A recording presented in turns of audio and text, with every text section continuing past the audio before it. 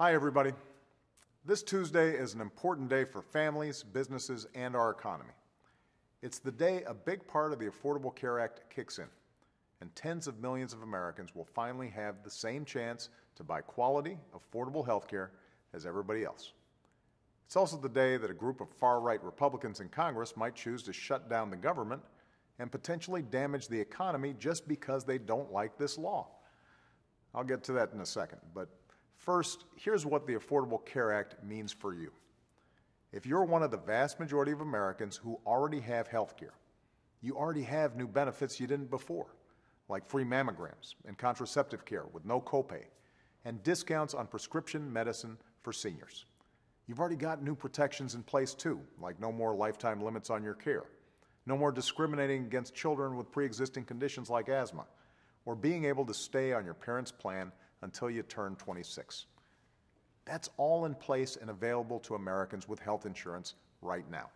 If you don't have health insurance, or if you buy it on the individual market, then starting this Tuesday, October 1st, you can visit healthcare.gov to find what's called the Health Insurance Marketplace in your state.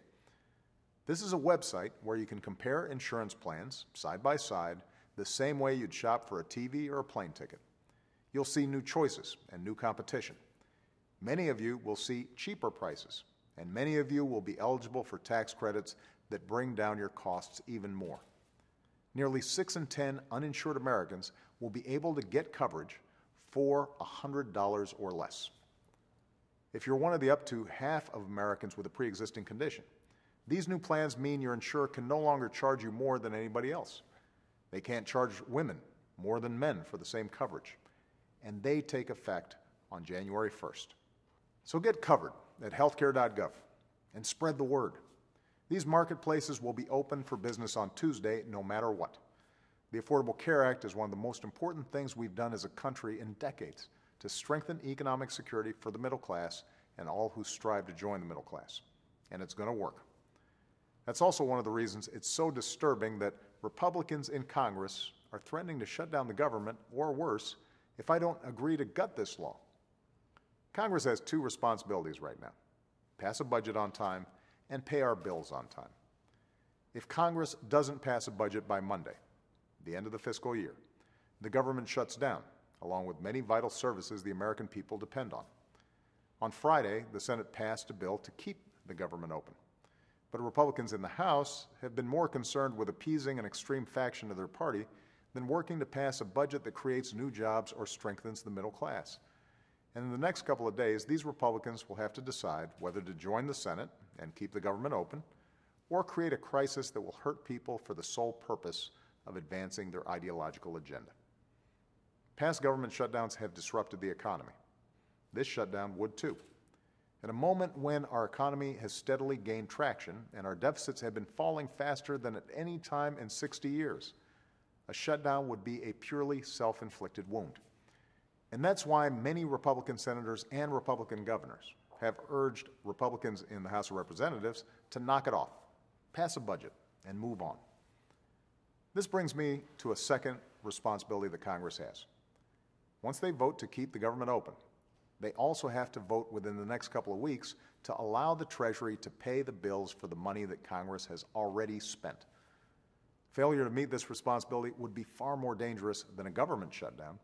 It would be an economic shutdown, with impacts not just here, but around the world.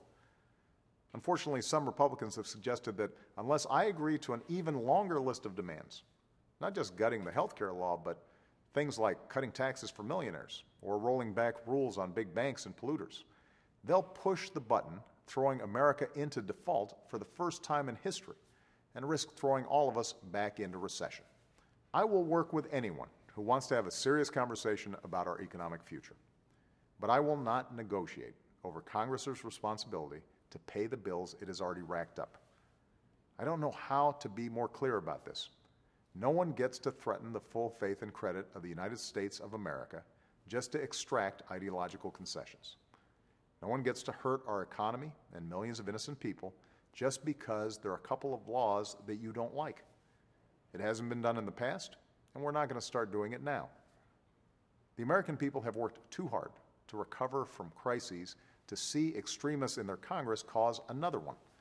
And every day this goes on is another day that we can't continue the work of rebuilding the American middle class.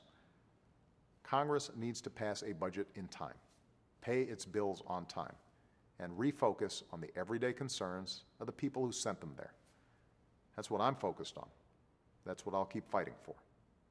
Thanks so much.